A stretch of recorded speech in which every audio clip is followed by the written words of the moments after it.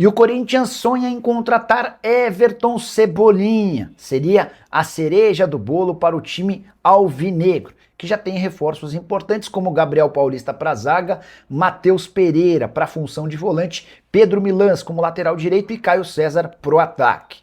Cebolinha é visto no Parque São Jorge como alguém que mudaria a prateleira alvinegro. O problema é a negociação com o Flamengo. Rubro-negro tem contrato com o Cebolinha somente até 31 de dezembro. E a primeira ideia do Corinthians de pegá-lo por empréstimo está praticamente descartada.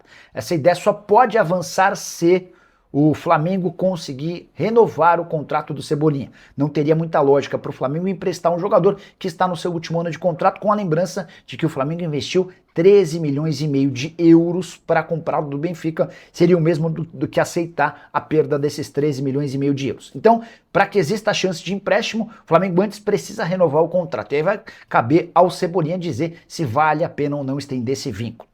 Outra alternativa para o Corinthians seria comprar os direitos econômicos do Cebolinha, o que não parece muito real diante das circunstâncias financeiras e da necessidade de economizar. O Corinthians precisaria gastar algo na casa dos 8 milhões de euros, pelo menos essa é a pedida do Flamengo para negociar o Everton Cebolinha nesse momento. Só para completar, vale a lembrança de que o Cebolinha ganha 1,5 milhão de reais por mês no Flamengo. Esse dinheiro tem disponível, não dá para dizer que disponível, mas o Corinthians conseguiria alcançar tais cifras, mas primeiro precisa se acertar com o dono dos seus direitos econômicos. Você gostaria de Everton Cebolinha no Timão?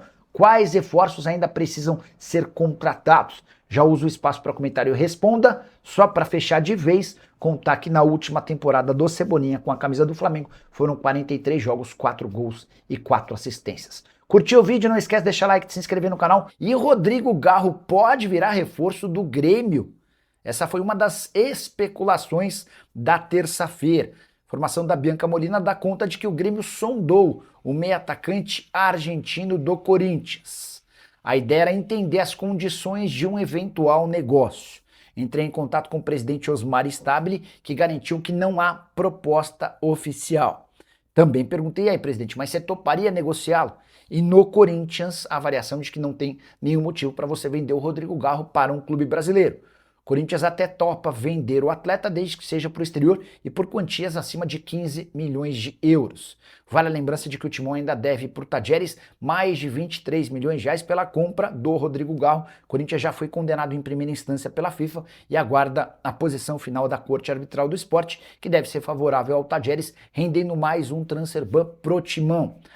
Importante lembrar que dentro do Corinthians há a convicção de que problemas crônicos no joelho vão impedir o Rodrigo Garro de ser tudo aquilo que ele pode. Ainda assim, negociar o Garro para um clube brasileiro não parece nada interessante. Hora de falar sobre o Corinthians com uma boa e uma má notícia. Vou começar com a boa. Caio César é novo reforço do Corinthians, velho namoro do Timão. Em julho, a negociação não avançou por conta do transfer ban, agora tudo resolvido. Caio César, atacante de 21 anos de idade, que pertence ao Al Hilal, foi formado na base do Curitiba, chega até dezembro. O Corinthians não paga nada pelo empréstimo e assume 100% dos seus salários. Atleta que ganhava na casa dos 800 mil por mês na Arábia Saudita. Jogador de velocidade, muito bom no 1 contra 1. Não vinha sendo titular no Al Hilal, até porque a concorrência é extremamente pesada. Ele, por exemplo, era a reserva do Malcom, ex-atleta do Corinthians. Na Arábia Saudita, na atual temporada, 14 jogos, 1 gol e 3 assistências. Para mim, o Caio César é muito melhor do que Romero e Thales Magno, atacantes que deixaram o clube na virada do ano. Importante registrar que esse jogador, depois de sair do Curitiba, ainda passou pelo Vitória de Guimarães, onde fez sucesso e acabou comprado por 9 milhões de euros. Al Hilal e Corinthians fecharam um acordo com opção de compra, então o Corinthians já sabe quanto vai precisar bancar caso queira ficar com o atleta em definitivo. Esse valor não foi divulgado. Para completar a má notícia, muito corintiano imaginou que no mesmo dia poderia festejar as saídas de Félix Torres e Kaká. Félix Torres tem negociação avançada para jogar por empréstimo no Internacional. Falta um acordo do Corinthians com os representantes do atleta. Os representantes querem receber um dinheiro que o Corinthians deve antes de assinar com o Inter. Nada que possa impedir a negociação. A respeito do Kaká, aí a situação é diferente. O Kaká foi consultado pelo Atlético Paranaense, mas o Furacão gostaria de ter o Kaká por empréstimo. E o Corinthians só topa negociar o zagueiro em definitivo cifras não reveladas. Então, Félix Torres está de saída, o Kaká deve permanecer. Já usa espaço para comentário e diz o que você pensa sobre Kaká e Félix Torres. Só não esquece de deixar like, de se inscrever no canal. E o Corinthians está revoltado com o Palmeiras e acusa o adversário de ter lhe roubado 3 jogadores das categorias de base. O pior é que João Paulo Sampaio, gerente da base alviverde, confirmou que tirou 3 atletas do Corinthians e tirará mais. Só para lembrar que essa treta começa no ano passado, quando o Corinthians, entre aspas, rouba um jogador da base do Palmeiras. Na oportunidade, ambos os clubes estavam integrados, faziam parte do movimento dos clubes formadores. Movimento esse que é presidido pelo João Paulo Sampaio, o gerente da base do Palmeiras. O João ficou revoltado com a saída desse atleta, até porque existia um código de ética entre os clubes, para que não se tirasse jogador da base de um rival integrante do MCP. A partir daí o Corinthians foi excluído do movimento dos clubes formadores e passou a ser punido com não convite a vários torneios de categorias de base. João Paulo Sampaio se defende dizendo que esperou por um ano para que o Corinthians fosse punido. Como não existiram punições, o Palmeiras foi e tirou 3 atletas da base do Corinthians. E o João Paulo Sampaio promete tirar mais. Já percebi nas redes sociais torcedores do Corinthians exigindo que o Timão tome providências e tente se juntar à CBF e eventualmente a outros clubes para demonstrar ou acusar o Palmeiras e João Paulo Sampaio de se beneficiarem dessa relação que o João Paulo tem com o movimento dos clubes formadores. Só para completar o noticiário alvinegro, registrar que o Corinthians vai pagar pelo empréstimo de Matheus Pereira, volante que chega do Fortaleza. Essa informação eu já tinha contado para vocês. A novidade é que Rian, atleta do Corinthians, será emprestado sem custos para o Fortaleza como parte dessa negociação com opção de compra. A saideira do Corinthians, Antônio Oliveira, ex-comandante do Timão, decidiu processar o Corinthians cobrando R$500 mil que não foram pagos após sua demissão em 2024. Quero falar agora sobre o Corinthians com informação importante. Durante boa parte do ano de 2025, muitos corintianos debateram sobre a chance de o clube virar uma SAF, Sociedade Anônima do Futebol. Foi criada até a SAFiel, grupo organizado por torcedores do Corinthians empolgados com a chance de criar uma SAF em que os próprios torcedores alvinegros seriam os acionistas. Pois bem, o contrato assinado entre Corinthians e Caixa pelo financiamento do estádio em julho de 2022 impede que o Corinthians vire SAF até 2041. Quero explicar esses detalhes para vocês.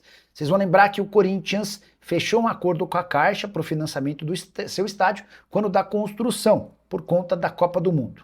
O Corinthians não tinha dinheiro para fazer essa construção e usou de recursos do Banco Estatal. Hoje a dívida é de R$700 milhões e durante muito tempo o Timão não conseguiu pagar as parcelas do financiamento. Entre março de 2019 e julho de 2022, ou seja, por 3 anos e meio, o Corinthians não pagou qualquer parcela do financiamento do estádio. Até que em 2022 o Duílio Monteiro Alves foi chamado para conversar com dirigentes da Caixa e o pessoal da Caixa cogitou até medidas mais extremas. Foi então que assinou-se um acordo em que o Corinthians fazia uma série de concessões à Caixa, entre elas o repasse de 50% de prêmios, como por exemplo o da Copa do Brasil recentemente conquistado. R$77 milhões foi a bolada do Corinthians, metade desse dinheiro foi para a Caixa e a Caixa não devolverá essa grana penhorada, faz parte do acordo de lá de trás do Duílio Monteiro Alves. Entre outras coisas, esse contrato que foi descoberto pelo blog do Paulinho aponta que o Corinthians não pode virar SAF até 2041, sob o risco de o contrato atual ser rescindido, obrigando o Timão a pagar de forma imediata todo o dinheiro emprestado. Hoje a dívida gira próxima dos R$700 milhões. O que você pensa sobre o tema? Já uso o espaço para comentário.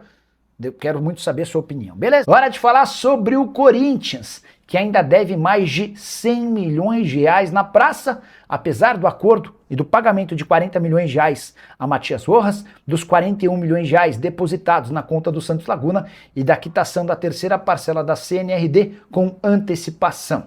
São R$113 milhões de pendência, de problemas que podem resultar em mais condenações na Corte Arbitral do Esporte. Corinthians deve hoje ao Toluca, 42 milhões de reais pelo Pedro Raul. São mais 23 milhões de reais ao Tajeres por conta de Rodrigo Garro.